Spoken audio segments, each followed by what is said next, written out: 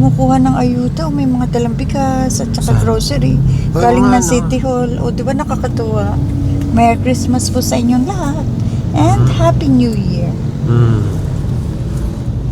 Magandang umaga sa inyong lahat at magandang umaga sa iyo, sweetie. Good morning, Dada. At good morning po sa inyong lahat. Halos hindi na tayo kasi dito sa camera. Hindi kasi sobrang lapit naman talaga. Oo, ngayon ay December 26, 2025 at sa oras na? Alas 10 po ng umaga. Ayun, advance Happy New Year. Malapit na ang putukan. Kumusta ang inyong Pasko? At kwentuhan muna tayo dahil ngayon ang gagawin natin ay mga route update, yung mga ginagawang project dito sa Metro Manila at sa at mga karatig probinsya habang wala pa tayong clearing operation. So, kumusta yung 500 na Noche Buena mo? Kumasya ba? Sa totoo lang, pag pang-apat na depende naman siguro sa handayan. Pwede yun. Spaghetti sa kalumpia. O, spaghetti mo. Pwede na yun. Pang-apat na tao sa giniling. Giniling na 1/4, pwede na yun. Anyway, sabi ko nga kanina, mag-update tayo ng mga route update dahil nga matatapos na ang taon. So, yung ginagawa at yung mga natapos na. So, mag-update tayo ng mga kalsada dito sa Metro Manila at Karatig Probinsya. So, nandito nga tayo sa may elliptical road at ang una nating i-update itong NLEX segment 8.2. Naalala mo, yung papuntang Dipo. Oo. Dipo ng Mega Subway. Ang huli nating update noon, 2023 pa. Ang tagal na. Yung noon, i-update natin kasi yung papunta ng sa Oyo. Naalala mo sa may Regalado? Oo. Yun. Ito, kakanan tayo dito sa may North Avenue. Bago natin marating yung i-update nating construction, ay madadaan natin yung tatlong station ng Mega Subway. Natatandaan mo? Oo. Dito sa may loob-looban. Sa may mga ng sundalo. Sige nga, kung natatandaan mo, anong... Wala akong alam ng mga station. Kung station, kasama kita sa Mega Subway Station eh. Oo, pero hindi ko natanda yun. Sorry naman po. So, ang madadaanan natin dyan, pagkana natin sa Mindanao Avenue, yung North Avenue station ng Mega Subway. Ang ganda tingnan ng construction ng MRT Line 7, palabas ng EDSA. Yung poste ito na mo. Ang linis-linis, no? Yung taas. Pero yung sa baba, maraming sulat-sulat. Graffiti, oo. Ito na yung Mindanao Avenue. So, kakanan tayo dito. Pagkanan natin, ito na kagad yung North Station ng Mega Subway. Ayan, sa kanan.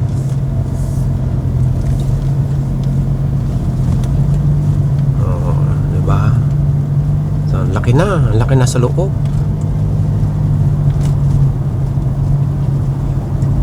Anong masasabi mo sa loob?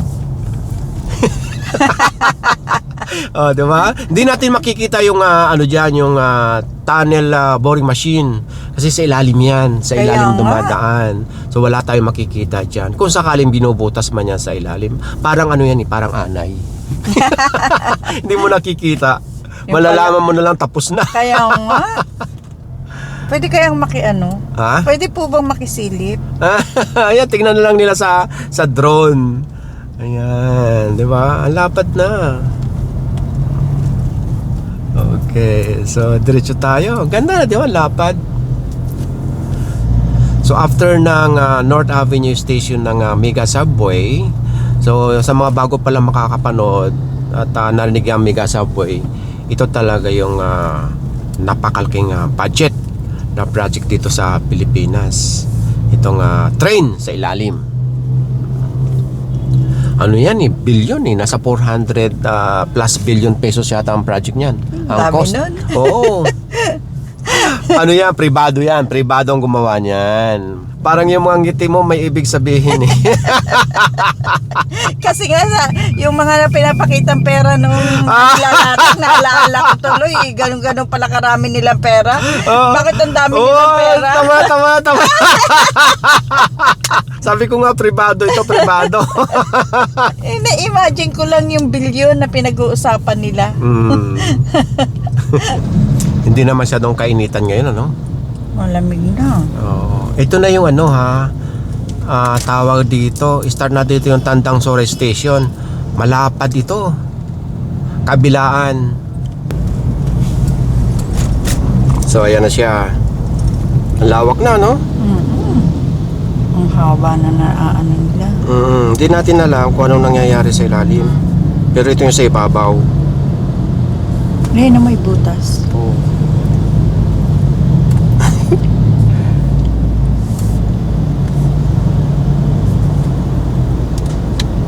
So yung sa kaliwa, dyan yung naka-stack dati yung ano, tunnel boring machine. Yung sa unahan pa pala. Ayan, yung may mga blue na yan. Oo, naalala mo rin ano? Mm-mm. O yan dyan. Dyan on stack yung tunnel boring machine. Tapos dito sa kanan naman, yan yung di bang McDonald dyan sa lugar na yan. Yun dyan sa lugar na yan. Okay, diretso tayo. Ang lalim na oh.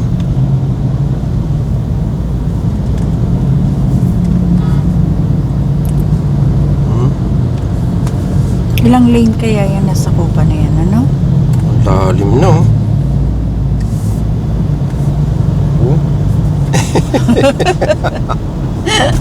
Hindi natin alam kung ano nangyayari sa ilalim.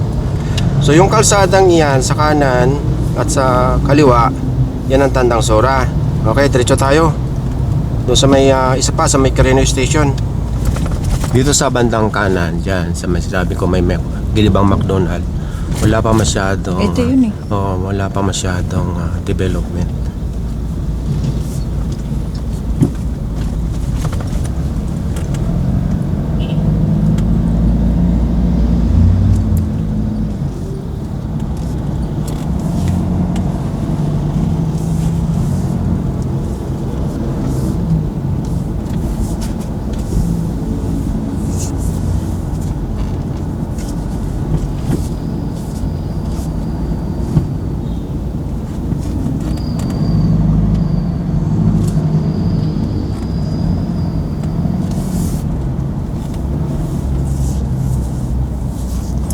Yung sa Quirino Station ng Mega Subway, hindi mo masyado makikita yan pagka dito ka sa kalsada.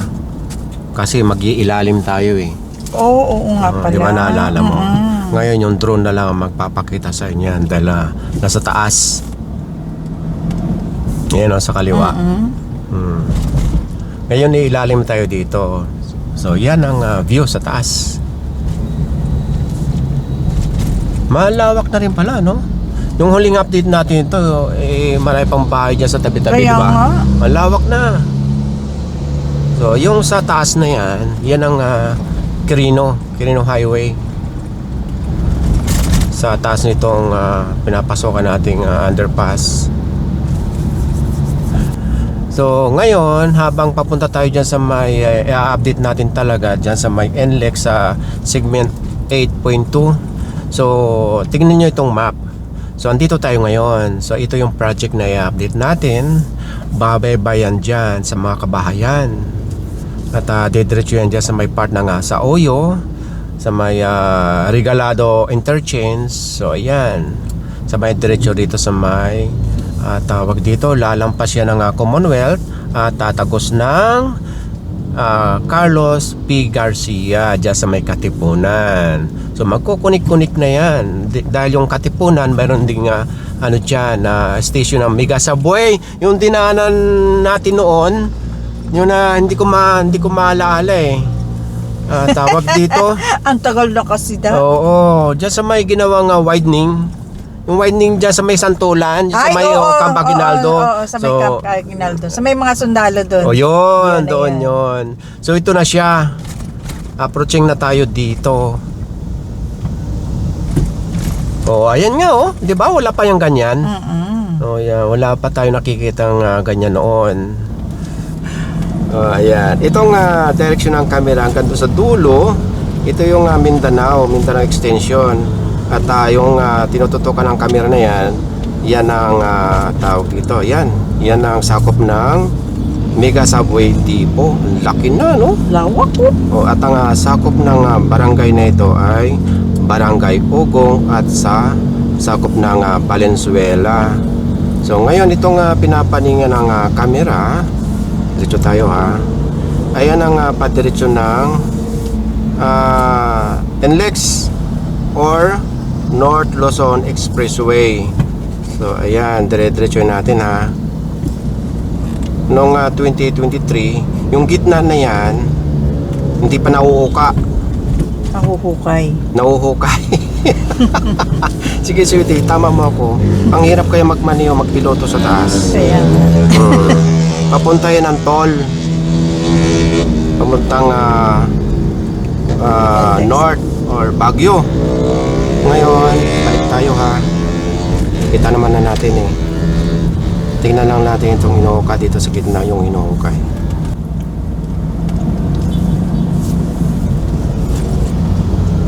So after 2 years, dahil after 2023, so ito na siya ngayon, may hukay na. So didiretsuhin natin yan.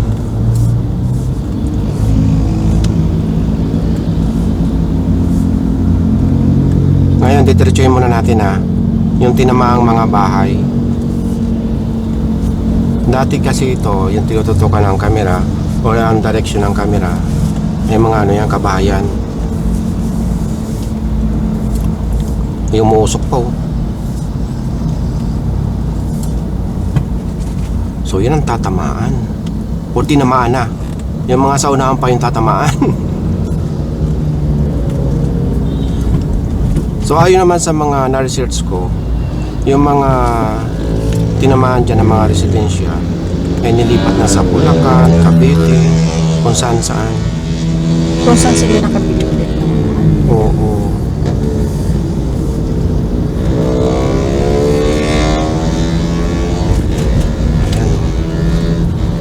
Ang dami rin palang tinamaan, Lawak. Oo. So ayan pa yung mga tatamaan sa unahan. Okay, balik na tayo. Ngayon, habang pabalik tayo, papasadahan natin itong pakanan. Yung depot na dati ang dami rin mga kabahayan dyan.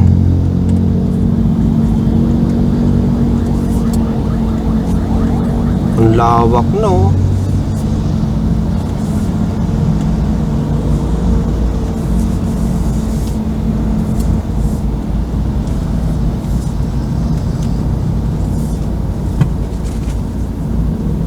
Hindi ka na makapagsalita, sweetie.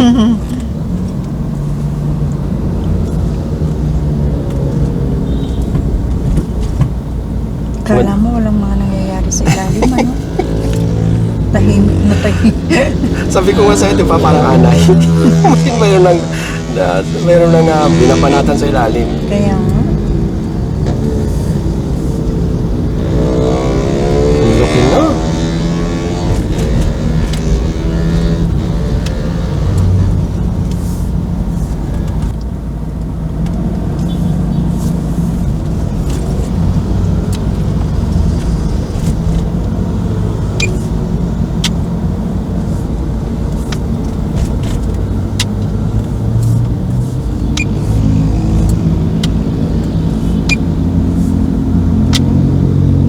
Ilang taon pa ang project na yan? Sabi nila, matatapos daw, noon yung huli nating update, 2028. Oy, hindi ko kayan. Pero ayon naman sa latest na update na narinig ko, gagana na raw ito, 2032. Oh. So antayin natin. Alam nyo kasi, yung mga makikinabang talaga nito, yung henerasyon natin at sa mga susunod pang henerasyon.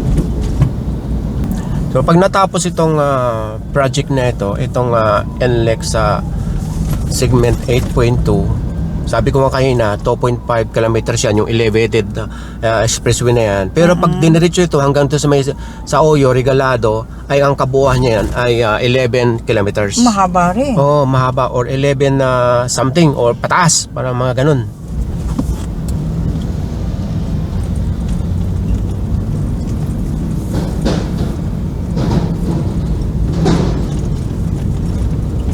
So, ayan. Ito na tayo, pabalik na. Sarap pamiyahe kasi walang traffic. Oo.